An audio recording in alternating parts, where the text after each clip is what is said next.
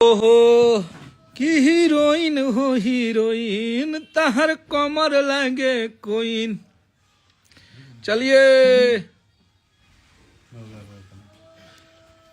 हर हर महादेव, नमस्ते प्रणाम सबके। कैसन बनी आप लोग?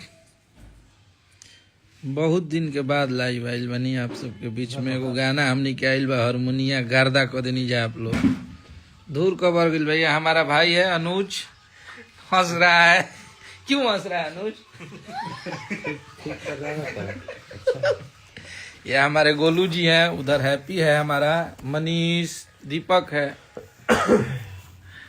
बहुत गाना आज जौन रिलीज भइल बा ओकरा के आप लोग क्या प्यार दिए हैं, क्या मोहब्बत दिए हैं। हमारे पम्मी रिकॉर्ड से ये गाना के रिलीज कइल गइल बा और ये गाना के इतना आप लोग प्यार दे दिलिए कि गर्दा कवर गई।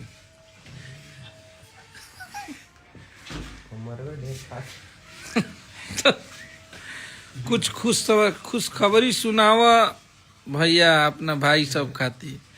बिल्कुल खुशखबरी बा भैया। आपका गाना बस नंबरे में बानी जा हमनियों के बाबा हारमोनिया तो गारंटी के साथ हिट हो गया। लव यू भाई।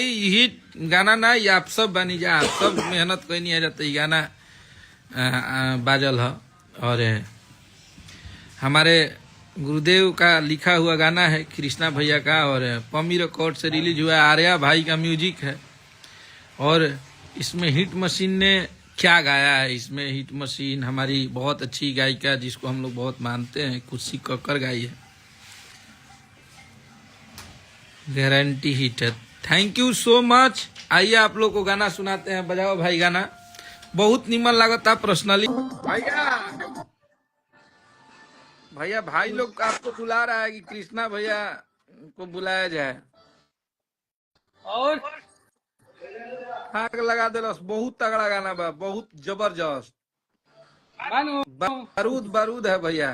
कबो बहुत अच्छा लिखे हैं भाई लोग। आपको ढूंढ रहा था कब से। कृष्णा भैया ने बहुत अच्छा इस गाने को लिखा है। आर्या भाई का भी बहुत तारीफ कर रहे हैं सब लोग। म्यूजिक भी बहुत बढ़िया बना है। गर्दा उड़ गई, मिलियन क्रॉस होखे वाला बा। हाँ मिलियन क्रॉस हो गए। काले से वायरल बा रील पर। हां काले वायरल बा। बहुत बढ़िया गाना बा।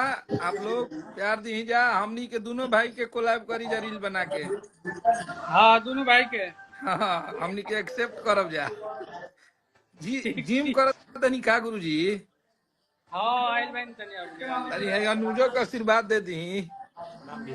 आनंद रहो अगला तोहरे बा। डांस मूवी का लिख रहा है भाई कि डांस मूवी वाला भी गाना सुपर डुपर हिट है। थैंक यू भाई सबको। हाँ। ऐसे ही प्यार आशीर्वाद देते रहिए, हम लोग तो गर्दा उड़ाते रहेंगे। बिल्कुल। चली भैया रुआ जिम करी भाई लोग से। ठीक है। बजाओ गाना हो। उड़ जानता हमारा क्या दिक्कत है? अरे साला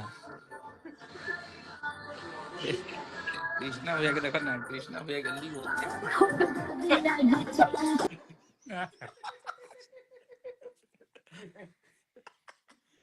आएगा भाई 2-4-10 दिन के अंदर आप लोग के बीच में हम लोग भी लेके आएंगे। अभी बहुत सारा रिलीज डेट पहले से मिला हुआ है ना कंपनियों का। लव यू भाई। मैं हर से ज्यादा तोहरे परेशानी में। वाह भाई वाह, बहुत बढ़िया। आप लोग प्यार आशीर्वाद बनैले रही जा। आप ब्लॉकबस्टर गाना गाना के बनाई जा। तगड़ा तरीका से आशीर्वाद प्यार दिले बनी जा आप लोग। यही तरह हिट मशीन के तहलका मचे के चाहिए, गर्दा कवरे के चाहिए बस। लव यू सबके प्रणाम।